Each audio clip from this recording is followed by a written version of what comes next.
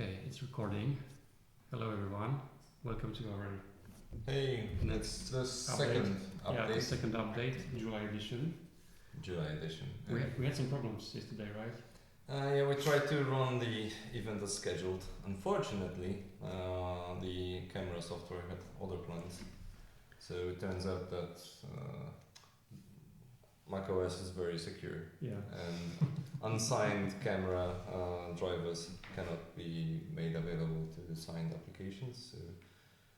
So we had wonderful camera setup, but we couldn't record it. Yeah. But on the upside, we are all together in the same room. Yeah. Is that an upside? Yeah, I'm happy to be with you here. It's very hot, so it's an upside, but it has its downsides. Okay, so let's maybe go through the next updates we have for the people listening and for the future people that will be seeing that recording later on. Yeah, So because we are recording this and we'll be posting this on our YouTube channel as well. However, the live sessions will always be taking place on Discord. Yeah, and we are still like trying to figure out what's the best format for those events. So if you have any questions or suggestions, let us know. Yeah. Feel free to post them in Slack, in Discord. Yeah. Feel free to post them in the general channel ahead of future events. We're happy to address that. And like and subscribe. Yes. Make sure you click the bell icon below. And this event wouldn't be here if not for our sponsor. Yes. Sailor. Yeah, Sailor Comments. I'm joking. Anyway, okay. Let's run with the agenda. So the first topic we have noted for today is about Stripe and generally about payments. Yes. In Sailor. Yeah, if I may. So last time, that was not 2 weeks ago, unfortunately. We committed to a schedule of us addressing the community every 2 weeks, but the vacation season crossed our plans. But the last time we talked about the Transactions API, which enables payment gateways to be implemented at Sailor as Sailor applications. And we talked about the API for a bit, but now we have actual applications that you can both use and analyze because the source code is available. And it's a kind of like a special application, right? Because it's an application that was requested a lot by the community, and it's something that's very popular, which is Stripe. So the Stripe app. This is actually, as Patrick mentioned, this is open source on GitHub, so you can go to Sailor app payment Stripe, and it allows you to use Stripe through Sailor, and it automatically handles all the transaction-related things. Yeah, it's very convenient to use. Yeah, it creates transactions and calculates the totals for you. It handles webhooks, so Stripe is super easy to use, but with our integration it's even easier because you only need to call it like a single mutation and get the client secret, pass it to Stripe elements on your front end, and basically you're done. We handle everything else. Yeah, so it does require some level of integration in the storefront, right? Because you still need to load the Stripe JavaScript SDK, but the app takes care of the entire payment abstraction. Yeah. So maybe we could talk a little bit about our migration or commitment to the apps, Sailor apps, and this new architecture we are proposing, because we have like two things at the same time. We have to have legacy architecture and a new one. Maybe we could talk a little bit about that. Yeah, so historically payments were handled by plugins, and plugins are just Python code that's loaded along with Sailor. It was convenient because it was highly integrated, but it was also inconvenient because it required Sailor to be essentially customized to add new payment methods. It requires those payment methods to be implemented in Python, which is not always the most convenient thing. And essentially it required a custom deployment to have those plugins enabled, which is also not something we recommend because it means that customizing Sailor creates a unique version of Sailor that no one else uses. No one else, experiences the same problems, and it's really hard for us to support that. Because any problem you're facing may be highly specific to your custom setup.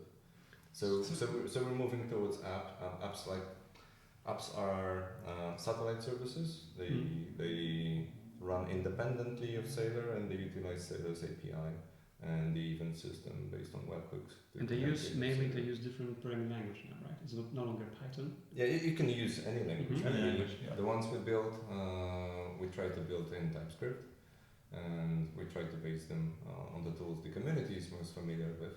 But there's really no limitation. If you want to use PHP, you can do PHP. If you want to use Java, if that's your thing, you can anything that Java. supports GraphQL and HTTP, Mm-hmm.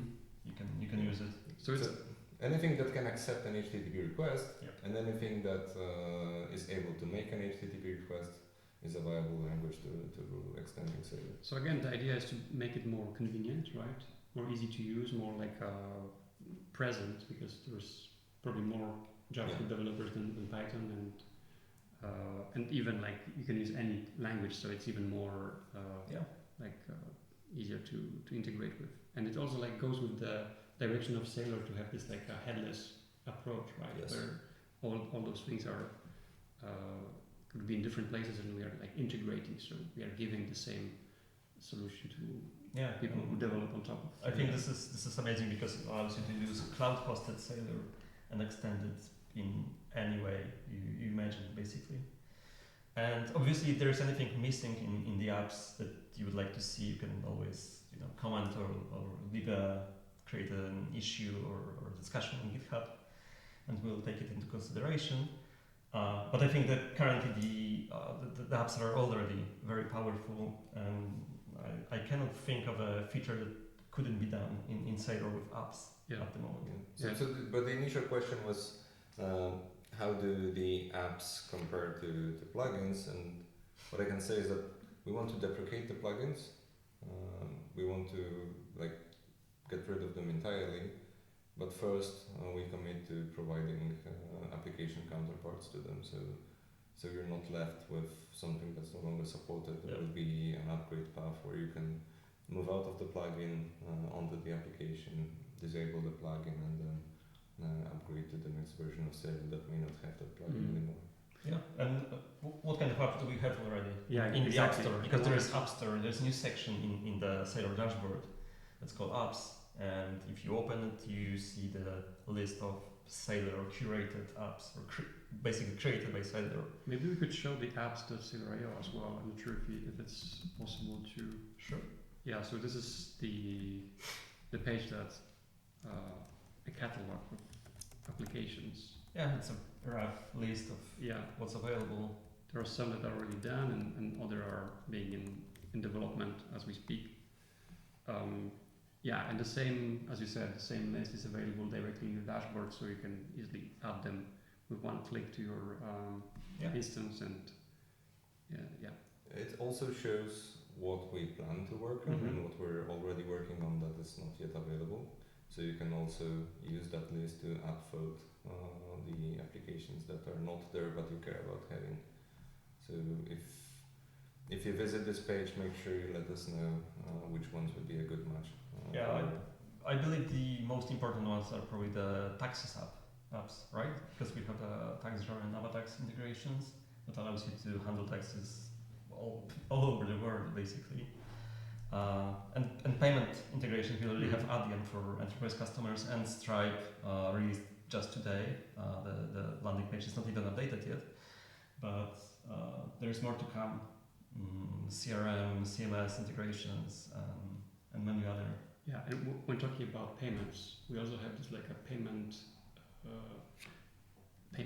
programmatic payments discussion, right? Yes. So also something that we mentioned recently is the requests for comments, where we plan a feature and ask the community to participate in giving us feedback into how to shape this to address your problems. So one of the RFCs that we've recently published is for a programmatic payment interface. Yeah, can we open that? Sure. Which repo is it? It's Sailor, right? Yes, Sailor issues. For free? Sure. Right. So the problem that it solves is how to make payments, how to collect payments without the customer being present. One obvious use case is subscriptions, but it's not limited to subscriptions in any way. So the goal for the API, the aim that we have is to enable payment methods to be tokenized and stored in a way that enables applications to collect payments without the user interacting with the website in any way. Mm-hmm. So having offline access to stored credit cards, for example. Of course, we're fully PCI compliant, so Sailor itself doesn't store any payment methods. It still relies on the underlying payment vendors. So applications like Stripe, like Adyen, those will be actually storing the payment information. It's not going to be within Sailor, but Sailor will offer a unified API to collect those payments without the app that wants to take money to have to know whether it's Adyen, whether it's Stripe, how to speak to those APIs, how to fetch the payment methods that have been vaulted previously. Yeah. So as I said again, the obvious use case for this is subscriptions, but it's not going to be a subscription API. It's going to enable our users to build a subscription API on top of this. Yeah, definitely. And the team is working on this really hard, and the progress they've made, they actually divided this RFC into 4 smaller parts, so we can deliver each part like in a shorter period of time. Mm-hmm. So the very first thing that we are working on is the tokenization of payment methods, so allowing users to reuse the same payment method across different transactions. And later we'll be adding more features such as management and then full tokenization, allowing the programmatic payments. And there's also a lot of discussions, right? Yeah. This issue or RFC, because we haven't mentioned that this is RFC, so request for change, right? Yeah, So- a request for comments. For comments, yeah. And we have this approach where we propose openly what we are working on, and there's also discussion that if you want to like participate, feel free to add your point of view and Yeah. What I really like about this is the unified experience that Patras mentioned, that you can under the hood you can use any of the apps, payment apps like Stripe or Adyen, or in the future Braintree, Authorize.net, or whatever comes next. And it doesn't really matter because the API from Sailor side will be still the same. As long as the payment provider supports this set of features, you'll be able to use one set of mutations or queries to add subscriptions. As far as the application is concerned, it's really creating an order and asking for Sailor to pay for the order using, say, the user's default payment method, without having to figure out where that money comes from. Really. Yeah, the another use case I can think of is prepaid or Yes. reservations that require charging some money and then later the rest of it.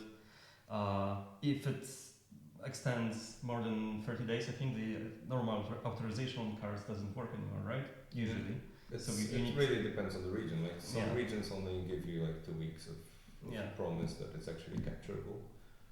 Then but with these APIs, we'll be able to extend it indefinitely almost. yeah, so it hides this complexity, right? Yeah. And it's just easier to use Sailor. Yeah, but we've discussed the RFCs. There is a channel in Discord called Request for Comments, and you can find the link there, and not only link to that RFC. There's also one on dynamic collections, so you can comment on both of those if you want to. We will be posting future RFCs in there as well. So make sure you stay on top of this channel if you care about the upcoming stuff, because we'll be essentially asking for input from the community. Yeah, because we want to build the thing that it's most useful for everyone, right? So it's important to join the discussion. Yeah, the dynamic collections, I think it's a huge topic. It looks really interesting to be able to create dynamic collections based on some criteria, almost like arbitrary ones.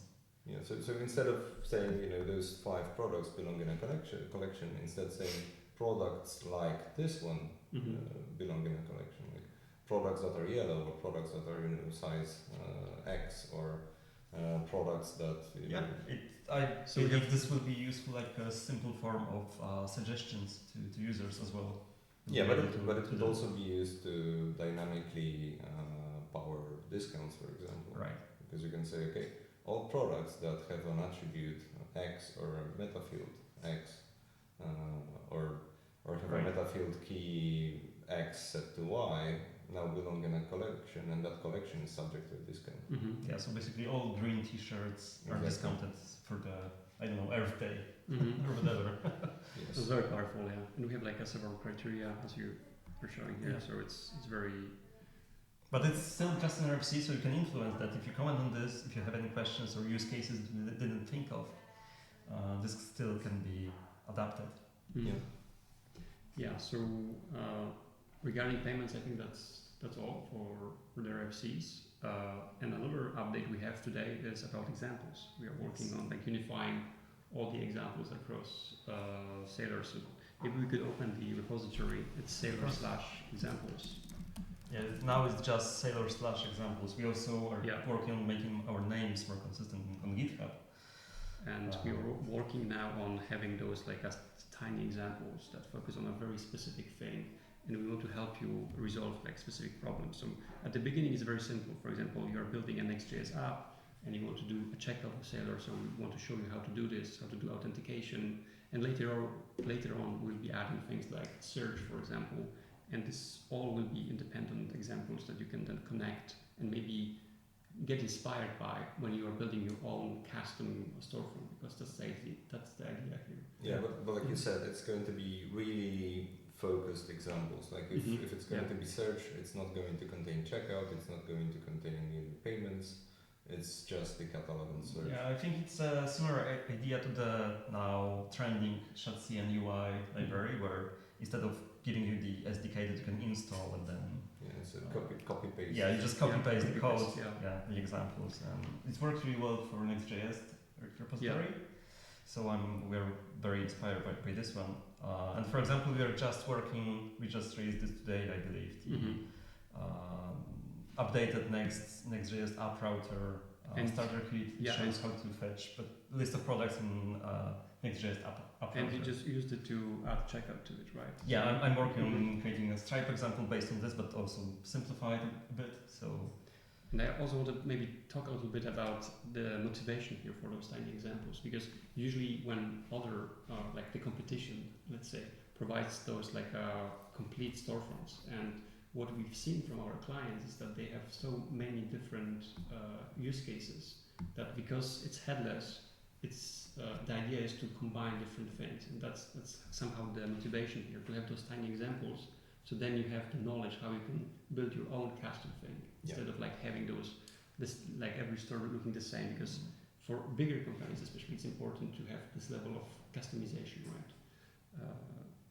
When building those different points of sale. yeah, Sailor it's really powerful and has a lot of features. So it's basically virtually impossible to include every existing feature in a single storefront, because it also doesn't make sense really. Yeah, like this is composable commerce, so if we included like 20 different ERPs, 5 payment gateways, and everything, it would become a kitchen sink and wouldn't be readable at all. Like we don't want people to have to figure out which code is safe to remove from the storefront. We'd rather have people, add the bits that they actually require from more of a library of use cases than ready to use templates of entire storefronts.